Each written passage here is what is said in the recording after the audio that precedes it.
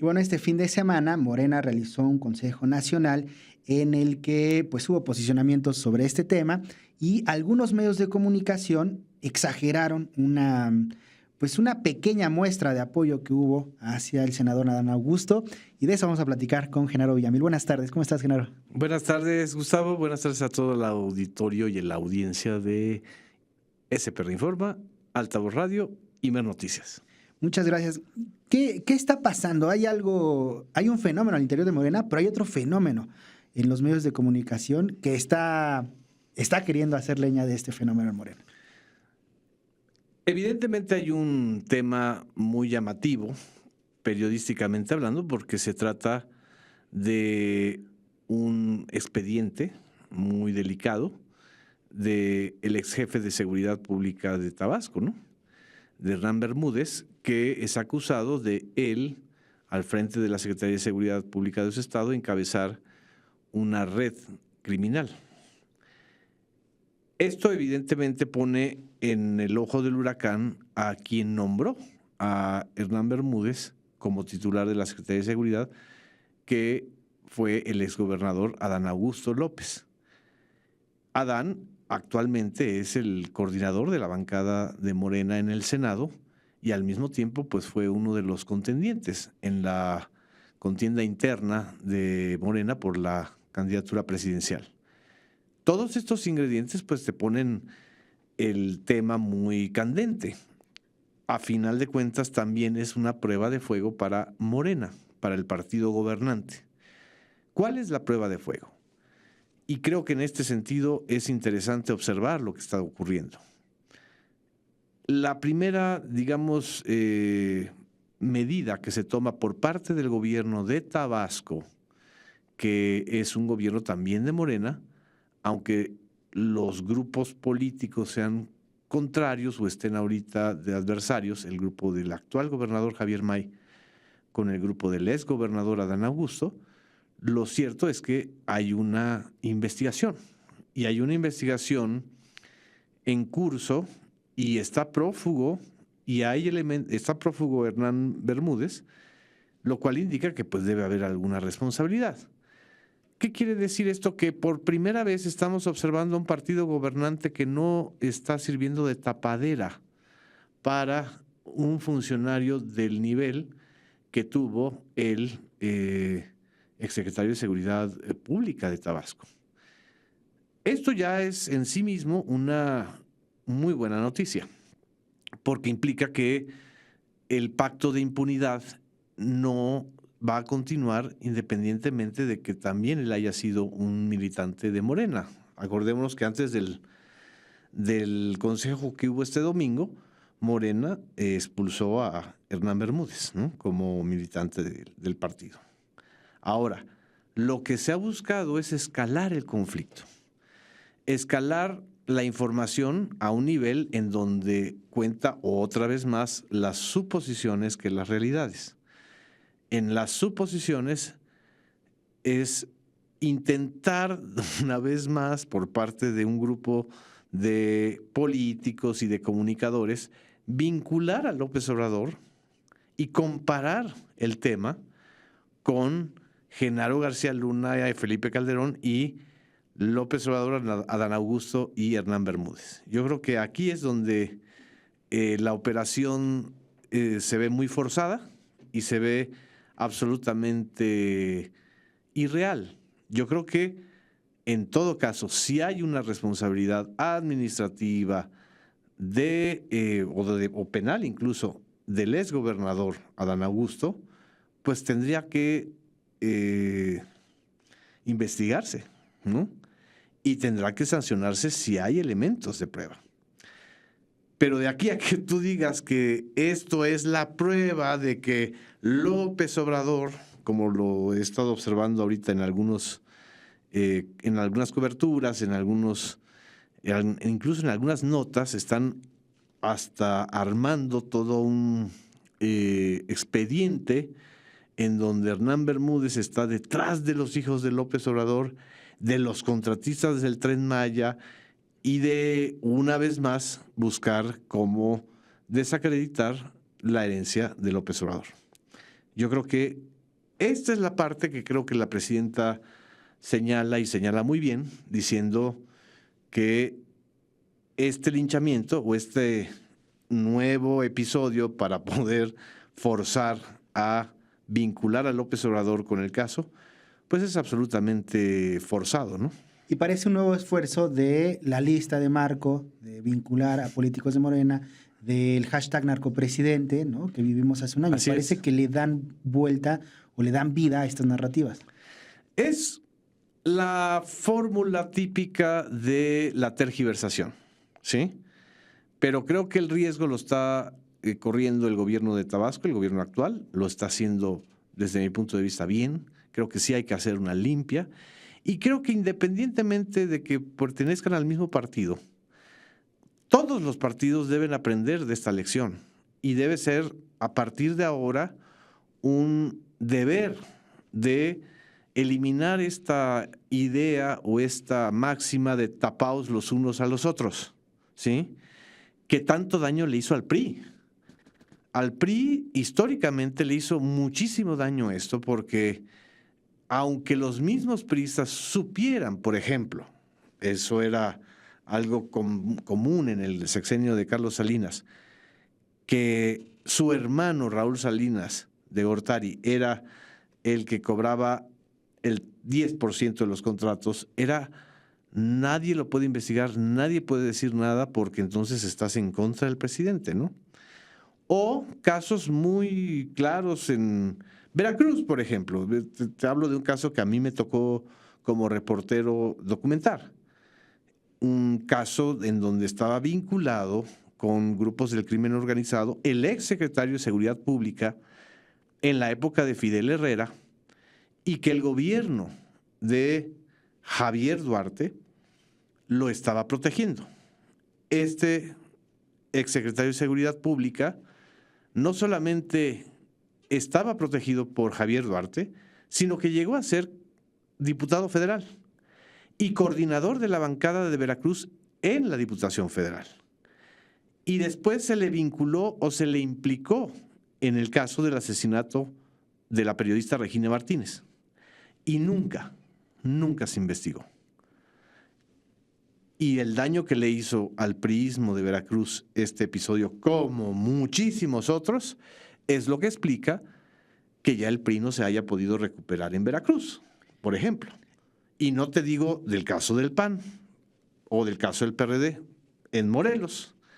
Esta protección al fiscal Uriel Carmona es terrible, ¿no? Porque además no solamente fue una protección política, sino una protección criminal, en donde la entonces jefa de gobierno, Claudia Sheinbaum, se enfrenta directamente a él por el caso del feminicidio de una chica que el fiscal de Morelos decía que no había sido feminicidio. No, y luego el cochinero que dejan, también con Graco Ramírez, lo que vimos, lo de estas fosas en un panteón que nunca se atrevieron a, o sea, por decreto del gobernador, del fiscal, empiezan a aventar cuerpos en este panteón y ahora hay que empezar Así es. Hay que limpiar todos esos cochineros.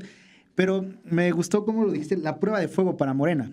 Es una prueba de fuego porque si las investigaciones se profundizan y Morena, yo creo que el día de ayer en la reunión que tuvieron lo expresaron bien, es decir, teniendo al mismo exgobernador de Tabasco presente, la dirigente nacional de Morena, Luisa María Alcalde, dijo: no va a haber protección para nadie, ¿sí? Porque luego estas frases son muy contundentes y rimbombantes, pero cuando ocurren los casos es cuando se está ante los hechos, ¿no? Y es cuando hay que investigar y hay que demostrar que no es retórica, que son hechos reales, ¿no? Y así como en el caso de Tabasco, en cualquier otra entidad, ¿eh? ¿Por qué?